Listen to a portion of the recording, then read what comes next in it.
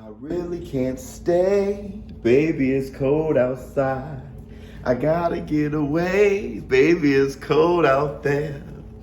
What's up, my people? This is Showbiz, don't. All right, man, look. That song, Baby It's Cold Outside, that song is getting banned or something, right? Like, there's controversy, because the premise of the song, I know it's a Christmas song supposed to be, but the premise is like he's a predator, kind of. Grinch. Which makes me think, us men, we have one of those, like a song against us, like a predator, where we will feel like the prey. And that's Santa Baby. Right, think about it. Santa Baby. No one talks about this, right? Her gold digging ass. Huh? What'd she say? Santa Baby, I want a Cadillac. I want a ring. I want, don't forget the deed. She wants the deed. Okay, that song terrorizes us. Okay, so I can understand. I understand it's cold outside. Santa Baby gotta go then. Santa Baby gotta go, because that song is terrifying. All right, let's talk. Ryan Garcia. Ryan Garcia has a fight January, okay? And he announced that yesterday on Twitter, and people are wondering who he's going to fight in January. My thing is, I know it may not happen, but most likely it won't. But it would be so choice if the fight was on Showtime, right? Gervonta Tank Davis versus Hector Garcia, and as a co-main, Ryan Garcia versus whoever. Oh God, that'll just be great. It'd be too much like right. Speaking of which, I want you guys to try this. I did this exercise. I asked my daughter, and Ms. Biz. I asked them last night. I said, when you think of boxing, what network or channel do you think of? And they said Showtime. Well, my daughter went further. She ended up saying Showtime, and then she said, then DAZN. Okay? And I was like, I said, not ESPN. And she said, well, I think all sports were ESPN. She said, but I do think UFC, ESPN. And I thought that conversation was revealing. She also said, I said, when you think of the championship belt, what do you think of? And they both said the WBC belt. This is some eggnog. Eggnog only. Too early. Here's the definition of normal: conforming to a standard, usual, typical, or expected. I didn't ask shit from Google. I'm telling you, man, this house is haunted. The Christmas ghost. Let's talk about Gervonta Tank Davis too versus Hector Garcia. Fantastic fight. It's a fight that Gervonta Tank Davis is going to win. They didn't want to, of course, have someone in the way who can really stop Tank Davis versus Ryan Garcia from happening. You don't want that, but you do want it to be a good enough fight. I don't see it. It's I guess by definition it's a tune-up, but it's a tough fight. But it's not. It's a fight that Tank Davis should win, not because of Hector Garcia. Hector Garcia is the Super WBA champion at 130, beating Colbert and Gutierrez and all those. That guy can fight. It's just because of how good Gervonta Tank Davis is. But I did get some questions over the past couple of days about, hey, do I think Gervonta Tank Davis is picking on a guy smaller than him, like, once again fighting a little guy or whatever?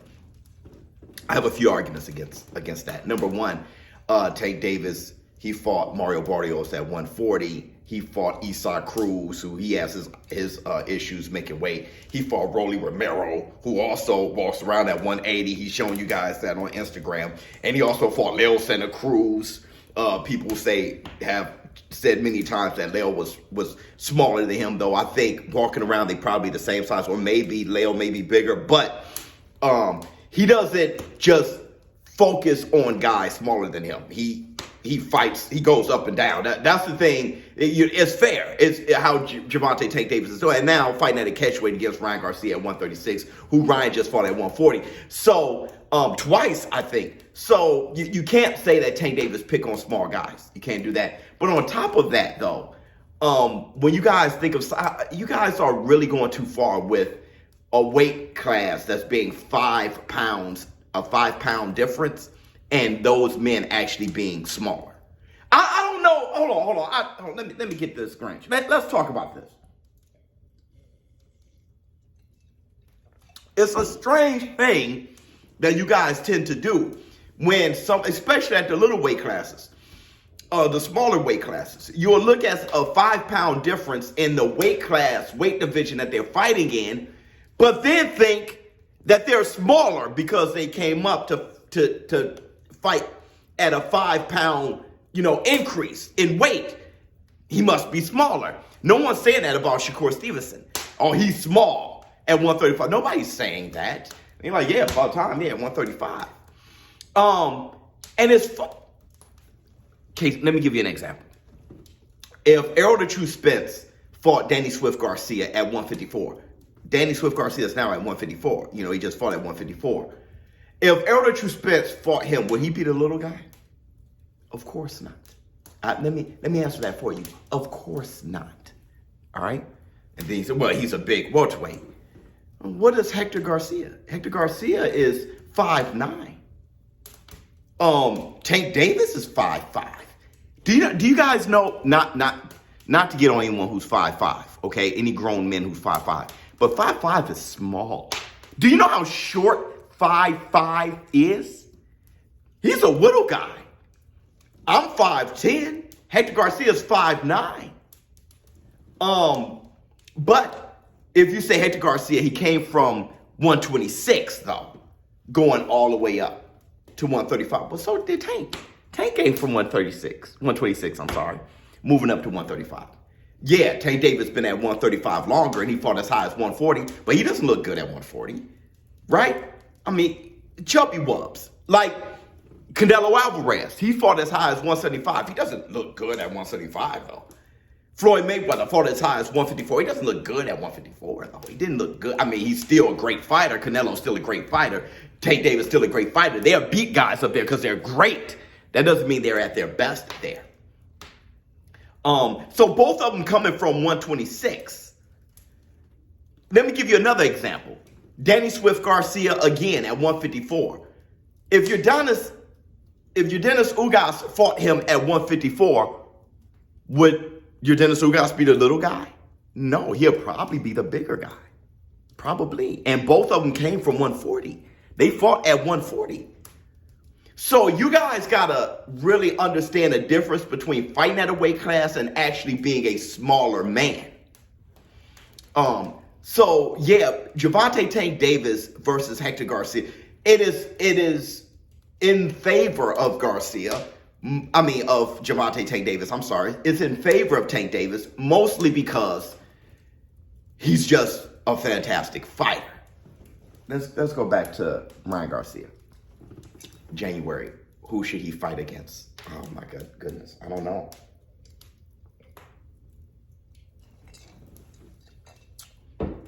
I'm assuming somewhere around who he's been fighting against, the Tagos, the Fortunas of the world, somewhere there or lower.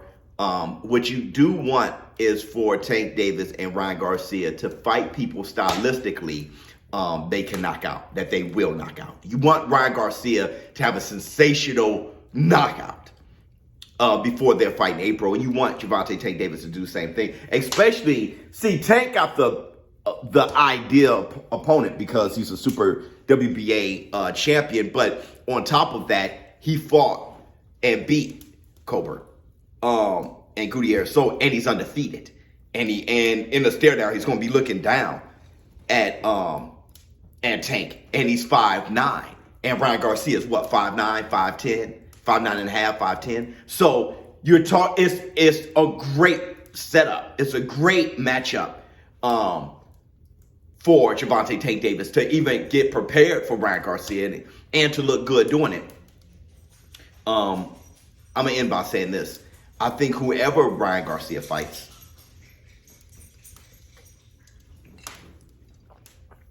though Tago was a southpaw, whoever he fights,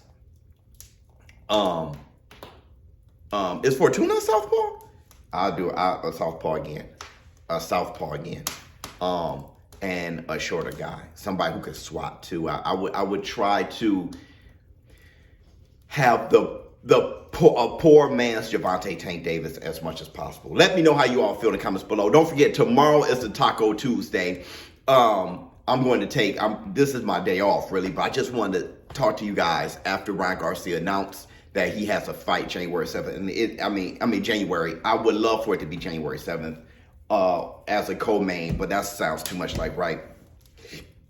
It'll probably be a showcase fight where you saw Gervonta Tank Davis have a tremendous bout against Hector Garcia, followed by Ryan Garcia doing the same thing against whoever. Showbiz the adult. I'm out. Huh.